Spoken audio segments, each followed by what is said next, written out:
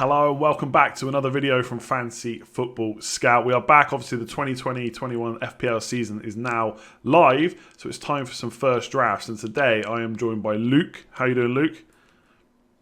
Not so bad, not so bad. I'm obviously excited. Game being launched, tinkering when we have no fixtures, but it's all for fun, isn't it? And can't wait to get started, mate. Yeah, exactly. I've put a few drafts together. I think even without fixtures, there's still a few key players that I'm looking at. Obviously, fixtures will change my thinking on them, but I think it's still worth putting some drafts together, even if it's just to see how much they change when the fixtures do come out. But yeah, I'm also excited about the game being live, even though it launched while I was away, which was an absolute nightmare to try and stay off my phone. Almost impossible, to be honest. But yeah, still put a few drafts together. So we're just going to talk about yours first. I'm going to bring it up on screen. So you have gone currently for a 3-4-3. I think when the prices were kind of being leaked and stuff, people were talking, 3-5-2 because of Aubameyang, Salah, Mane and stuff. But I think when you try and actually put a draft together, it's very difficult to fit all those players in. So we'll go through your team. We'll start with the defence first. Double Liverpool defence. Is that just a simple case that they have to be in, given how good they can be? Obviously none of this is locked in right now at all. But for me, Trent Alexander-Arnold is probably as close as you could be to a lock. And I think, there's not even a point explaining that decision, is there? I think nearly everyone will have him at that price. I think it's just too cheap. And it doesn't seem like it's worth any sort of risk to go away from that. So he's in there. And then you start to question, well, how are you actually going to benefit from the Liverpool defence? And I feel like Robertson at 7 million is still incredible value. I had him post restart, and obviously he was great before that. But after the restart, he was exceptional again. And 7 million for a player who's going to get roughly 200 points takes away the decision as well. I've never been good at rotating defenders. I always try. I always end up getting points on my bench, and it just never seems to work for me. So I feel like that's a headache taken away from me if I just stick Robertson in there. And I don't see anyone below that price of 7 million outscoring him. So I know it kind of takes away a little bit of flexibility. There's obviously players in midfield and stuff that will score more than him over a certain period if you're willing to jump on and off them. But if your timing's as dreadful as mine often can be, then it's just one headache taken away. So for now, I do really like Robertson at that price. Obviously, these things could change and fixtures may dictate that. But another fact there is that maybe fixtures aren't that important to having Liverpool defenders. You can kind of just stick him in regardless, right? So, yeah, I really like that. What price would you have liked to have seen Trent at? Because I know a few people were I saw people saying before the game came out that they would have paid like 9.5 million from him. So 7.5. Do you think he should have been a bit higher? Yeah, I think he should have been. I think 8 was probably about right. I would have liked to have seen it at maybe 8.5 to sort of force some decisions more than anything else. He could easily be worth that as well. But I think 8 would probably been a little bit better for him. I still think most people would have him at 8, to be honest with you. But 8.5, you probably start to question it, especially if the likes of Robertson's like 1 million less. There's an argument to say why should he be 1 million less, because he scores just as well as him season on season. But I guess it just comes down to potential. Alexander-Arnold's getting better and better. He's younger. And with those free kicks, suddenly he has a freak season where he scores 6 of them, to add to his normal repertoire. And suddenly he makes a mockery of the price, right? So, I suppose I'd still probably have him at 8 and 8.5. I'd have a decision to make. Yeah, I think 8 would have been good because then Robertson would have been 1 million less, and then it really is a decision. Whereas right now, 0.5 is kind of hard to justify because last year Trent's points per match were like 5.5 and Robertson's were 5. So over the course of the season, it's only 19 points, but for 0.5 million, you'd probably just pay it. Whereas 1 million, then you've got a decision to make. Maybe you can go without Trent, but like I said, now it's pretty difficult. I haven't seen many drafts without him. Not to say that won't happen as we get closer to game week 1. Like you say, it looks pretty much must-have. In terms of goalkeepers, before we come on to Vinagre and the other cheap defenders you've got, is this just a case of you want a 4.5 million keeper? Like, would you ever spend more? Like, Pope's obviously 5.5 seems quite expensive to me, and there's a few, or quite a few around the 5 million mark. Or is it just you want to spend as cheap as possible because it's the goalkeeper position? Yeah, I think that's pretty much the thinking here. Generally, I just pick a 4.5 and a 4. I already talked about my rotation timing being pretty awful, and I feel like having the money on the pitch is usually better. I know you can pick a god. In hindsight, we can always go back across the season and look at a 4.5 combo that would have been very, very good. However, picking two 4.5 keepers that are going to be really good, it's hard. You can't get it right all the time. So yeah, minimum spend there. There is always one 4.5 who will score within 30 to 40 points of the top end keepers, and sometimes even beat them. Knowing who that's going to be is obviously very tough. For me, I've stuck Ryan in there for now. Obviously, it'll be fixtures orientated as well a little bit to start the season. But my main hope, and I think a lot of people are on this sort of vibe, is that if Ramsdale goes to Sheffield United, and I expect he'll probably be 5 million if that happens. Yeah, I think so too. I mean, I'd be very tempted just to get him and a 4.0 and just leave it. I've covered Sheffield United defence. I don't see their defence getting any. I mean, I'd argue Ramsdale's not as good as Henderson, but I think he is a good keeper, makes a lot of saves, and that seems a fair price to me. So that would just be one headache again taken away, and just leave him in there. So that's kind of where I'll probably end up if he ends up going there for 5 million. If he doesn't, it might have to be Ryan and Button. I can't really see. Maybe McCarthy. I don't really know on the goalkeepers, to be honest. That's far from set. Yeah, I mean, to be honest, you've already got the combo in. Even if you've got Ryan obviously covering Brighton and then Walker Peters for Southampton. If you went McCarthy, you're probably not going to double up with Walker Peters unless the fixtures are absolutely fantastic. In which case, you could just look at a Brighton outfield defender. So I think it's much for much, I don't think there's really a huge argument to go Ryan or McCarthy over the other one. I agree on Ramsdale. It could be really. I mean, if he's 4.5. This is why they're not going to price him at 4.5, because as soon as they do, he's in everyone's teams. Yeah, so he's going to be 5. The one I'm looking at is Martinez, because he's been priced at 4.5. I'm sure Leno will probably get his place back, but Martinez did not really put a foot wrong for Arsenal when he came in.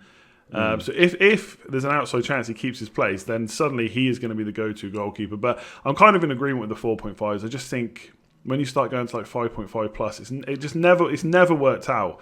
It's never been good value. That million can always be better spent elsewhere, right?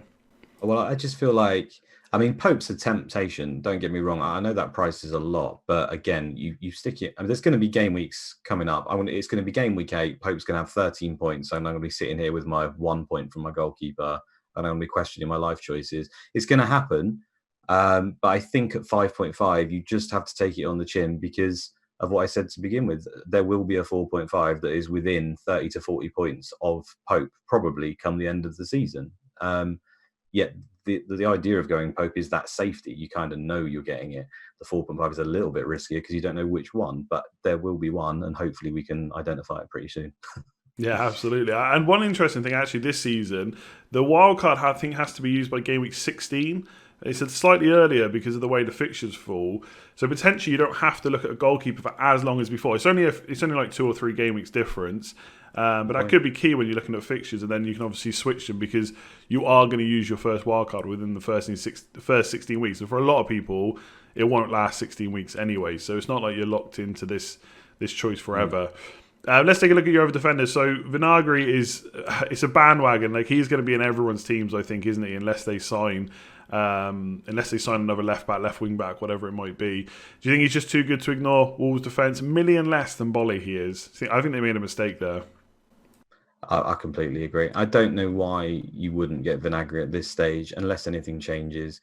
I mean, first, you just had to tell me he was a wing back and I'd be interested, let alone playing for Wolves, who's one of the better defensive sides in the league. Now, I know him in particular. He's a bit rough, a bit of a rough diamond. He looks good one week and not so good the next. It looks like he could be good offensively, but a bit suspect. But he's a wing back at 4.5 for a defence that's probably going to get 10 to 15 clean sheets, maybe even more. I don't know, probably not, but yeah, I mean, just keep him in there until the other guy comes back, until Otto's back. It's simple as that for me. I think he's one of the few players that are pretty much locked unless anything else changes. Yeah, I completely agree. I just don't get what the thinking was there. Bolly's 5.5 and so is Patricio. I get it, they're nailed on. But Seiss is basically nailed on as well, but he's 0.5 cheaper. He's not really a worse option than Bolly, so I just don't get why anyone would pay 5.5 for Bolly. Yes, he's absolutely nailed on, but Doherty, Vinagre and Seiss right now, unless they sign anyone else, would all be pretty much nailed on as well. Just a really quick question on the Wolves defence, and I know it's going to be fixtures dependent, but if the fixtures were good enough, would you consider going for Doherty over one of the Liverpool boys? Yeah, I mean, I'd consider going for him even if the fixtures weren't good enough, to be honest, because the main appeal with him is the fact that he can get the attacking returns, right? And he's heavily featured in a lot of my drafts, even over Robertson. This draft, by the way, has got 1.5 million in the bank. So if you're looking at thinking, where have you spent the money, which I could understand, there is 1.5 million in the bank. So I could easily just do Vinagre straight to Doherty, for example, if I wanted to, or Walker-Peters to Doherty and double up. So yeah, Doherty is very much in my thoughts, even I'd say if the fixtures weren't that good, because I just think he's unbelievable. He's just so good. There's going to be weeks where he's getting 15 pointers. There's nothing else to it. Absolutely, and it's quite interesting you mentioned the 1.5. But I forgot to say at the start. I bet most people looking at this team think it looks really good and haven't even considered that you've got money in the bank. I do. I think it looks pretty good for considering we're still 3 or 4 weeks out. And obviously, there is going to be changes we make along the way. I think people would be surprised to hear there's 1.5. But obviously, one of the reasons for that is because you've got a 4-man midfield with Souček in. Now, a lot of people think he's a bargain at 5 million. I do think he's a really good option. For me, I always prefer, like what you've done, of basically spending 4.5 on my bench option. But do you think at 5 he's a genuine contender to be playing week in, week out? This is probably going to sound strange, but I feel like this decision to play Souček as part of your starting 11 is going to be probably the most important or the most key point in a lot of fantasy football players' minds, which seems crazy for a 5 million West Ham player to dictate so much. But I mean, this guy, going on what he's done in past leagues, he's done very, very well. And I know they're not of the standard of the Premier League. And then obviously what he did post restart, it just looks like he's going to be value, right? In fact, it looks like he's been underpriced by quite a lot. Do I feel comfortable, and this is the main decision, playing a West Ham midfielder pretty much week in, week out, off of limited data at the end of the day, from our league at least? And I think a lot will hinge on this. He looks like a great enabler. He could smash that value. He could equally be a complete dud and can cause you all sorts of issues. So that is a big decision, I think, whether to go with him or not. Right now, I feel like it's looking like a good one because of what it allows elsewhere. Again, I'll come back to that 1.5 million in the bank. I can change Souček to Foden just like that if I wanted to. I'll leave the rest of it. And suddenly, if Foden's playing, you could argue that he's probably a better pick than Souček, right, if he's starting. So I really do think that one's key, and it will dictate a lot of how we set up our teams. The issue there as well is I don't really know if there's any other 5 millions that are good. And I know John T in particular talks about price points. I look through the list and there's not a lot of 5 millions that stand out. So you are kind of putting a lot of eggs in his basket, I would say. Yeah, obviously the way you set up though, you've got the money to change that if you need to. But yeah, it is worth considering. Like if you'd spent all your money and you were stuck with Souček, then that's a bit of a difference. Then you've got to make 2 transfers, which isn't necessarily a bad thing. Like you can obviously take money out of somewhere else to upgrade. But yeah, I don't, off the top of my head, I can't remember any 5 millions that really stood out for me. There was a few 5.5. St. Maximin is only 0.5 million more for Newcastle, could be an option. But yeah, I've seen a few people kind of write Souček off because they think he's a defensive midfielder. But I would encourage people to go back and watch some games post lockdown. Yes, he might start in a midfield 3 or 2, whatever it might be. But he is, and I know it's so cliche because everyone's saying it, but it is a bit like Moises Fellaini. Like, I remember watching that Norwich game. I had Antonio, which was obviously amazing because he scored 4 goals. I don't know how Souček and Bowen didn't score more in that. Souček was constantly in the box. So for 5 million... Again, I don't know if I could go with him as my 4th midfielder just because it just doesn't feel right. That's not even like a logical decision. It just doesn't feel right. But I think if you go for it, go on. Do you know what I'm going to liken it to? I'm going to liken it to Lundstrom, okay? Yeah. I think last season, I mean, we kind of had the info that Lundstrom had a reasonable chance to start at 4 million, right? And we thought even he could play a midfield. We did have that info. Yeah, I don't definitely think any of us imagined it would be as good as it actually was. But the people that cottoned on early to starting Lundstrom in their starting 11 rather than just being a bench player would have benefited massively throughout the season. For the first 15, 16 weeks, he was on my bench more times than he was in my team when he scored points. And I'm not saying Souček is on the same level there, but I feel like it's a similar thing. If he does do well at 5 million for a starting midfielder, suddenly what you can do elsewhere is sort of game changing. And Lundstrom had that effect last season. So I feel like there is potential with Souček. We have got a little bit of information in terms of he is playing very far forward or getting far forward. He is on the end of crosses. He has got a good goal scoring record. All the information's there. It's just, it's a West Ham midfielder. It doesn't feel right. The same as a Lundstrom defender for Sheffield United. It doesn't feel right, but it could be so right. So I'm kind of willing to take the punt at this stage anyway. Yeah, no, I'm all for it. I have. It's not like I've never done something similar before. Like I had a few seasons back, I had Atsu, who I think was 5 million as well. And obviously, you've got to set your expectations at that price. You shouldn't be expecting goals galore every single week. Like they've only got a hit. I mean, off the top of my head, probably something like 3.5 points per match or something to be kind of worth it. And then obviously you have to then see what it enables elsewhere. So let's talk about your midfield. You've got Greenwood in there, 7.5 million. Obviously, if Man United sign someone like Sancho, then suddenly he's maybe not an option. But do you just think it's 7.5? He's 2 million less than Rashford on the opposite flank. As post-lockdown, the stats did massively favour Rashford over Greenwood by the end. But do you care about that? Do you think it's just too good value to turn down? Yeah, I'd say right now he's probably one of the... Yeah, there's probably only 4 people, one of the locks in my team, unless anything changes squad-wise. 7.5 million he's probably going to score, you'd say 10 to 15 goals is reasonable, right? Am I being too crazy? He's done it this year. He's done it this year. He's not even been nailed on for the whole season either. But in the Premier, how many goals did he score in the Premier League last season? I know he scored quite a lot in all competitions, but to me, if he's starting games, 10 to 15 is a reasonable amount. And 7.5 million for 10 to 15 goals with potential for maybe more. I don't know how optimistic I'm being there, but it's a similar thing we've had in the past where we've had the Salah and Mane on either sides. At that stage, Mane was like 3 million cheaper than Salah. I think second season, I'm talking of Salah's anyway, something like that. And they're playing basically the same position. So why pay 2 million more for a player who doesn't even seem to be on penalties or might get the odd one? But it's just a no-brainer. Greenwood's in there until I know he's not playing. Yeah, I'm the same. Like I do think if it was more of a similar price, then I would probably go Rashford. But when you're saving 2 million, I think it does make it more difficult. I think when I look at the post-lockdown, how well they all did. Like Rashford started off slow coming back from his injury, but he did really pick up where he was a better option than Greenwood. But as always, I know people say which player would you get without price coming into it, but price always comes into our decisions. Like it's such a thing we have to consider. So for 2 million less, and to be honest, like, I watched Man United last night and in the previous Europa League. Like, I know we didn't score too many goals, but we created so many chances. On another day, we finished them, and suddenly everyone's still looking at them. So I think if the fixtures are right, Man United players looking really good. They're setting up so attacking. We've seen how well they blew away teams post-lockdown, at least for a little bit before they started getting absolutely knackered. So yeah, great pick. So let's take a look at the big hitters in midfield. Salah and Kevin De Bruyne are your two that you've picked. We'll start with the Liverpool man, Salah. Priced at 12 million. So we got a price drop from last year, which I got to be honest, I know he didn't score as many points, but I was a little bit surprised at given what we know he can do. And in return, Mane got a price increase. So they're the same price, both 12 million.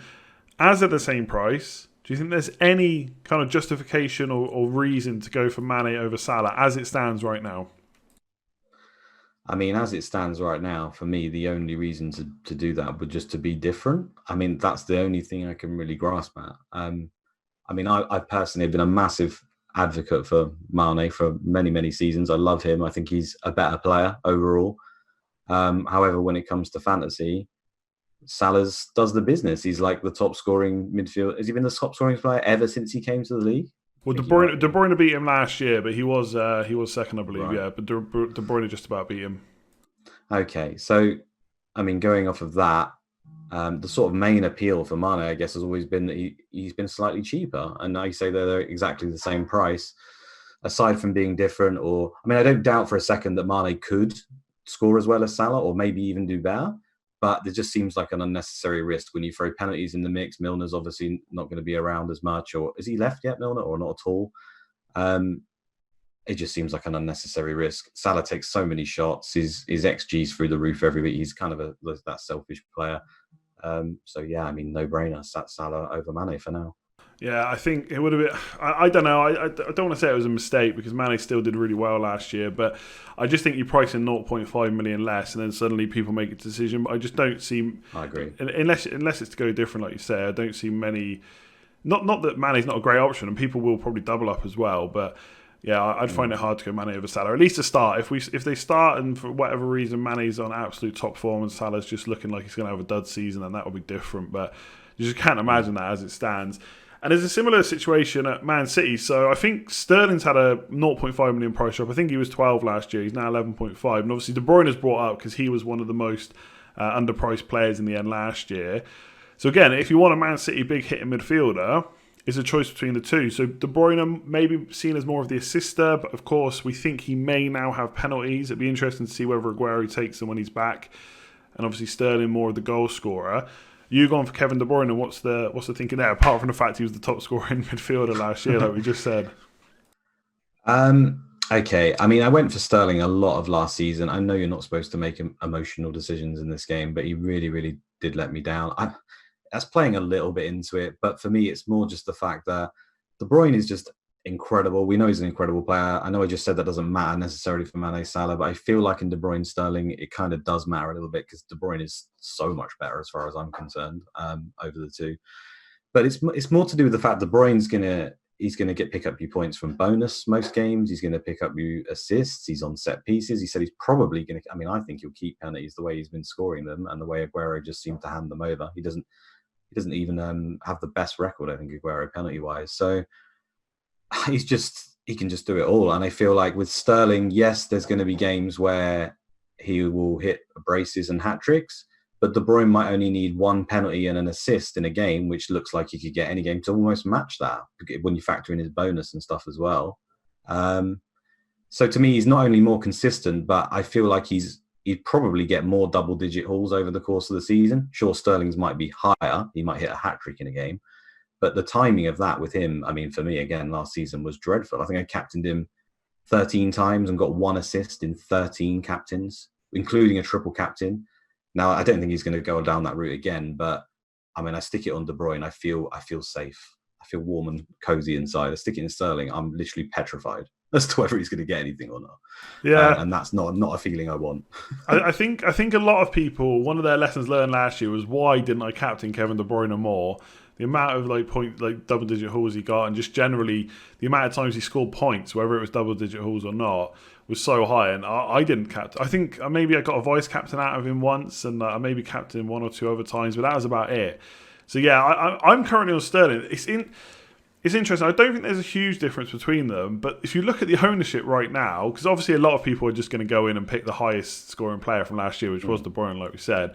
But I think De Bruyne is on like 50 to 60% ownership, and Sterling's around 10%, which is crazy. Yeah. I don't know if there's that much of a gulf between them. I think if he is on penalties, it does make him a pretty insane player, given the amount of assists he's going to get. He scores anyway, plus penalties as well. Like, obviously, you can't rely on penalties. Like Man United just had a ridiculous season. Before that, it was 14 penalties last season, 12 before that, and I think before that it was like 3 or 4. So it does kind of differ season to season. But Man City are a type of team like Man United that could pick up a load of penalties, and if De Bruyne is on them, and since he's taken them, he's done really well. So I don't really see a reason to take him off them. He could be absolutely insane. So I've currently got Sterling in my side because I just think he did let a lot of people down last year, and I do think that's going to play on people's minds. But I think post-lockdown, he was looking kind of electric, and we saw him start the season last year with a 20-pointer. So he is someone that can start fast. So I've currently got Sterling, but I don't think there's a lot in it. I don't think anyone could sit here and argue that Kevin De Bruyne is not a good option, right? We know he was underpriced last year. So yeah, decent options. Talk us through the forward line. So I've seen Werner feels like a very divisive player right now. You've kind of got the camp that just think you avoid new players to the league and that they could be a bit of a flop like Morata was at times, for example. And other people saying, well, look at Pulisic, he did really well. Aubameyang came from the Bundesliga, he did really well. What's your thinking around Werner? Do you think he's someone that could just come and smash the Premier League? Yeah, I honestly don't think there's any hard and fast rules here. I know people like to say, you don't go with new players. I've for every example of that, there's an example you can find where someone's done very well. So I don't buy into that. I don't see how Morata has any impact whatsoever on my decision to go with Werner. I just think that's ridiculous. I'm not interested in that opinion at all, really. For me, that I can completely understand. Let's see him play in the Premier League for 2 or 3 games before we make a decision. That is probably the sensible move. I would not deny that at all. But when I really want to have, if I can, and remember this is only a draft, like a half decent forward in my lineup. Does anyone like any of the forward options? I mean, a lot of them look like they could be value, but does anyone like them in terms of explosiveness? Not necessarily, but I do think people are maybe overlooking forwards a bit currently. Obviously, there's still a lot of thinking time to go. But I think Werner is 9.5. So straight away, let's say Chelsea got good fixtures, Man United's are good from like game week 5 or 6. Then you've got a straight swap to Martial there. Only a little bit of money. Like you've got 1.5 in the bank. You could go, Aguero's only 10.5 million. Yeah. If he's going to start week in, week out for most weeks, and obviously the fixtures are going to come thick and fast, so we can't guarantee that.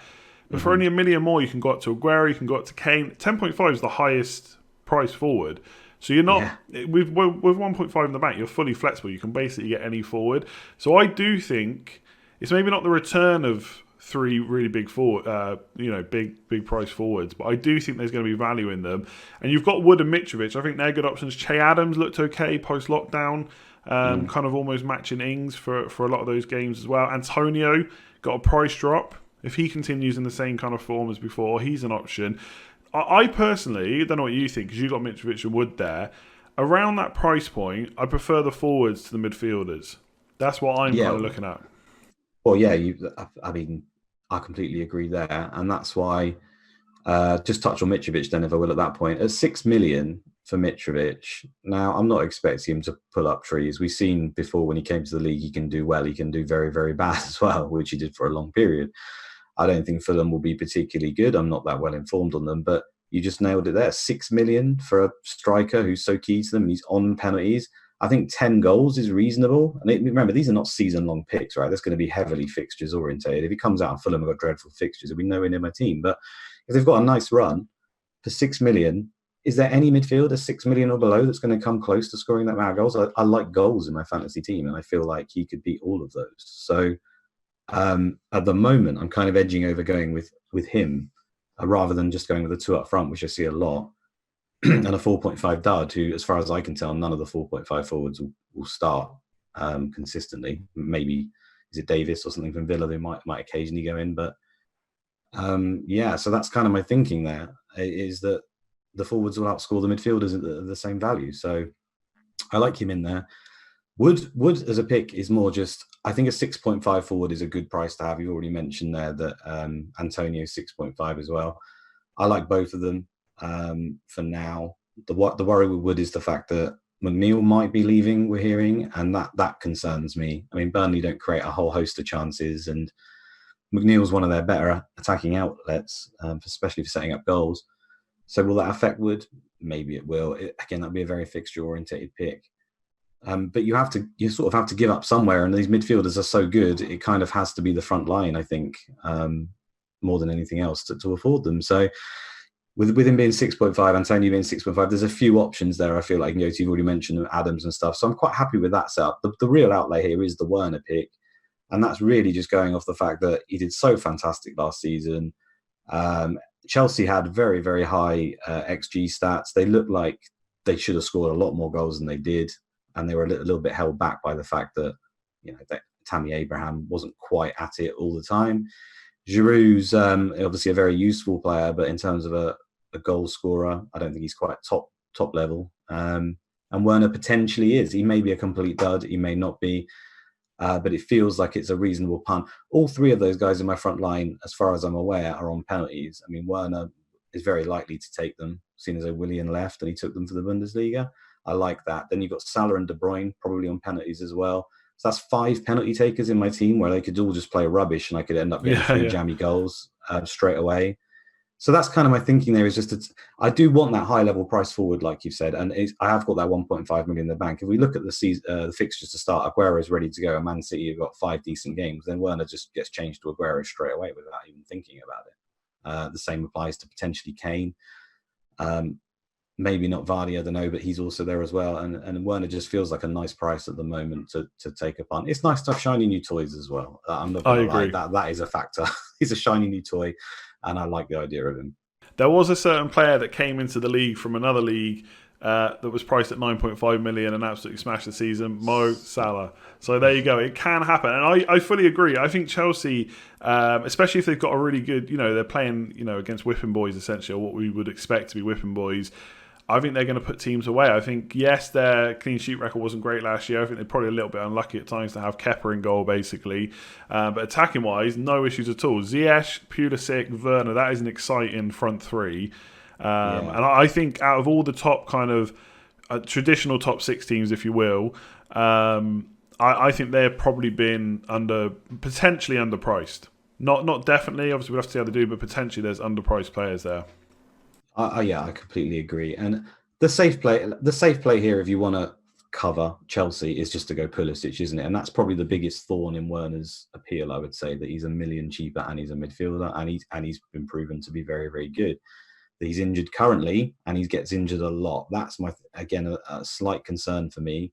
If we get to the start of the season and Pulisic is playing and he's looking good, then it'll be hard not to just go to him instead in midfield and get a cheapie up front. And I think that's what a lot of people are looking at. But there's so many players, and we don't know how Chelsea's attack's going to line up now. Zerk at 8 million, I think, could be good. We just don't know. And that's the bottom line, is you don't know. And I completely understand. Well, therefore, don't take the plunge yet. Wait a few weeks.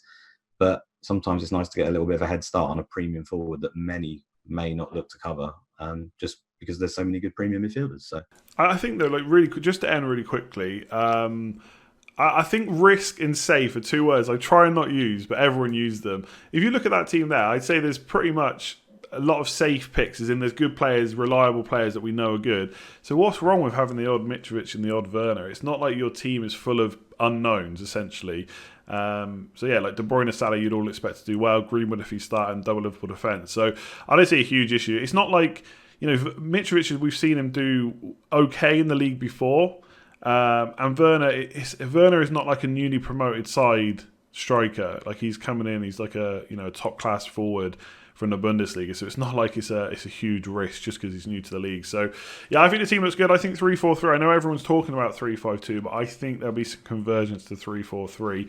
But we'll keep up these videos and we'll see how the drafts kind of change when fixtures come out. Just before we do end, obviously thanks to Luke for coming on. We do have a pre-season offer at the moment for the Fantasy Football Scout members area. You can see on screen all the stuff that's there. There's 150 plus articles every year, season ticker, rate my team tool and stuff like that. It's $17.50 pre-season. I think that's going up to $20 after the season starts. So if you want to check that out, there's a link in the description below. Otherwise, I'll say thanks very much, Luke, for joining me today. Thank you very much, mate. It was a pleasure. Look forward to doing some more in the future potentially. And obviously, when we get those fixtures, everything changes, doesn't it? So it'll be interesting to see how it develops over time. Yeah, exactly. We'll see how it changes when they come out. And of course, as well, Luke will be back with Joe doing some Sky content as well before the season starts. So make sure to subscribe if you haven't already. Click that notification bell as well. Give the video a like if you enjoyed it, and we will catch you next time. Cheers all.